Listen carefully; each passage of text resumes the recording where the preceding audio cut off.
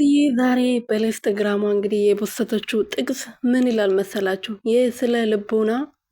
ስለ ልቦና እንደሚሉት ከሆነ ከቆንጆ ሴት ጋር ለ5 ደቂቃዎች መቆየት አለባቸው፣ ያለበለዛ ለጤናቸው ጥሩ አይሆንም። ስለዚህ ከኔ ጋር መሆን የፈለጋችሁ መሆን ትችላላችሁ፣ ምክንያቱም ከናንተ ጤና አይበልጥም ብላለች። እንግዲህ ይሄ መልስ ደግሞ ለአብርሃም ነው።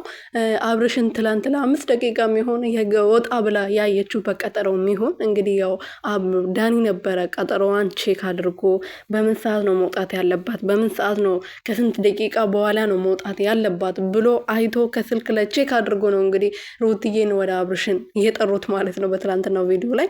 እንግዲህ ይህ ጥቅስ ደግሞ የትላንትናው ቪዲዮ ያሳያል ማለት ነው። እሱ ለ5 ደቂቃ እኔ ማየት ካልቻለ ይታመማል፣ ሐኪም ቤት ይገባል። ስለዚህ አንድ ሰው ከመታመሙ በፊት እኔ በምችለው አቅም ልርዳው ብዬ ነው ብላለች። እንግዲህ ሰላም ቤተሰቦቼ እንዴት ናችሁልኝ? እኔ ያለው ፈጣሪ የተመሰገነው። በያላችሁበት ሰላማችሁ በዚህ ትርፍርፍ ይበልልኝ። ለዚህ ቤት አዲስ ሆናችሁ ሰብስክራይብ፣ ሼር፣ ላይክ እያደረጋችሁ ቤተሰብ እንድትሆኑልኝ በትህትና እየጠየኩኝ ሩትዬ እንግዲህ ዛሬ ደግሞ በኢንስታግራሙ ላይ ጥቅስ ፖስታ ነበረና ይሄ ጥቅስ የሚያሳየው በትላንትናው ቪዲዮ እንግዲህ ያው አብርሽ ላይ ከዚህ በኋላ በናፍቆት እንደዚህ እየነካክ አለች የለችም እያልክ ነው የምታያት ብለው ነበረ ሜሪዬ። እንግዲህ በዛ አማካኝነት እንግዲህ ያው ከዚህ በኋላ በቀጠሮ ነው የምትገኘው ሩትዬ፣ ልዕልቷ ጀግናዋ ማለት ነው።